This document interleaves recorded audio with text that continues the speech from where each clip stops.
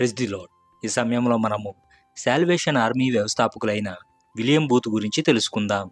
England దేశంలోని నాటింగ్హామ్లో 1829 April 10న William booth జన్మించాడు. Samuel booth, Mary Moose దంపతులకు గల 5 సంతానములో ఇతను రెండోవాడు.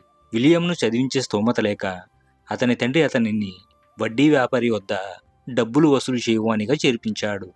అవసరతలో ఉన్న తనలాంటి పేదవారికి రుణమిచ్చి బలవంతంగా వడ్డీ రూపంలో వారి కష్టార్జితాన్ని వసూలు చేయటం అన్యాయమని భావించి ఆ పనిని మానివేశాడు విలియం. అతని 14 సంవత్సరాల ప్రాయంలో తండ్రి మరణించాడు. తన 15వ ఏట చర్చిలో ప్రసంగం వింటుండగా దేవుని వాక్యం తన హృదయాన్ని తాకుట వలన అచ్చటనే మోకరించి తన పాపములను ఒప్పుకొని రక్షణ పొందాడు. 17 సంవత్సరాల ప్రాయంలో మెథడిస్ట్ సంఘంలో సభ్యునిగా నియమింపబడ్డాడు. విలియం తన వలె పేదరికమును అనుభవిస్తున్న వారికి సువార్తను బోధించుటకు తన స్నేహితులతో కలిసి పేదవారు అధికంగా నివసించే ప్రాంతంలోని వీధులలో దేవుని గూర్చిన రక్షణ సువార్తను ప్రకటించేవారు. ఆ క్రమంలో అనేక మార్లు సువార్త వ్యతిరేకులతో దెబ్బలు తిన్నాడు. అయినా వెనకడుగు వేయలేదు. విలియంకు భక్తిపరురాలైన కేథరిన్తో పరిచయమైంది. ఆమె 8 సంవత్సరాల వయసు వచ్చేసరికి 8 సార్లు పరిశుద్ధ గ్రంథంను చదివారు. 14 సంవత్సరాల వయసులో అనారోగ్యం పాలవగా మంచంలో ఉండే దుర్వ్యసనాల వలన కలిగే నష్టాలను గురించి అవగాహన కలగజేయుటకు వార్తాపత్రికలో వ్యాసాలు రచించారు. తదుపరి తన సొంతంగా ఎవరిని రక్షించలేనని దేవుని వాక్యమే ప్రతిదానిని సరిచేస్తుంది అని తెలుసుకుని దేవుని సేవలో కొనసాగారు. విలియం బూత్ 1855 జూన్ 7న కేథరిన్ను వివాహం చేసుకున్నాడు. వీరికి మొత్తం 8 మంది సంతానం కలిగారు. విలియం గారు పేదల మధ్య దేవుని సువార్తను ప్రకటిస్తుంటే అతని భార్య చర్చిలలో దేవుని వాక్యాన్ని బోధించారు.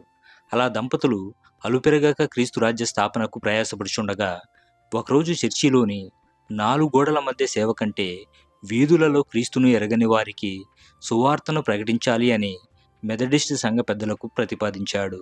దీనికి అతని పై అధికారులు అభ్యంతరం వ్యక్తపరచడంతో ఆ సహవాసం నుండి బయటకు వచ్చి సొంతంగా సేవను ప్రారంభించాడు. ప్రారంభంలో ఉత్తర లండన్లోని వీధులను ఎంచుకున్నాడు. అక్కడ ప్రతి 5 ఇళ్లకు ఒక మద్యం దుకాణం ఉండేది. అక్కడి ప్రజలు పేకాట, త్రాగుడు, వ్యభిచారం, జూదం, అల్లర్లకు బానిసలయ్యారు. అట్టి మనుషుల మధ్య సువార్తను ప్రకటిస్తూ ఎన్ని అవరోధాలు ఎదురైనా మూర్ఖుల చేత చావు దెబ్బలు తిన్నా వెనకడుగు వేయలేదు. ఎక్కడ స్థలం దొరికితే అక్కడ నిలువబడి సువార్తను ప్రకటించాడు.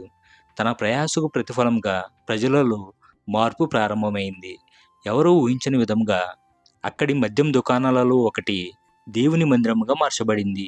క్రమంగా అక్కడి వారిని దేవుని తట్టు త్రిప్పాడు.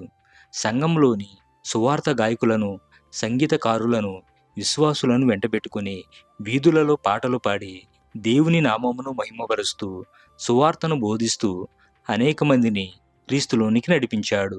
విలియం బూత్ గారు 1878లో ది సాల్వేషన్ ఆర్మీ రక్షణ సైన్యంను స్థాపించి సోప్ సాల్వేషన్ అంటే ఆహారం, భద్రత, రక్షణ.